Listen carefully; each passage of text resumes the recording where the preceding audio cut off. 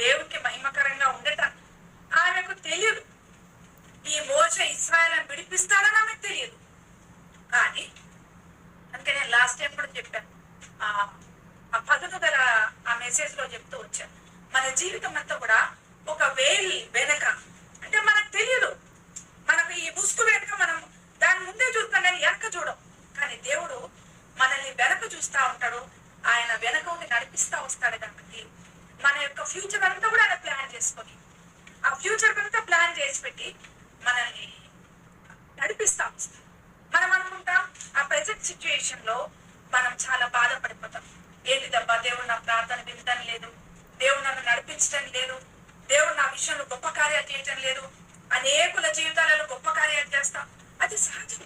మనం అనుకుంటాం ప్రభువా వాళ్ళు, అందుకే ఇంగ్లీష్ లో ఒక పాట ఉంది, father alone will know all about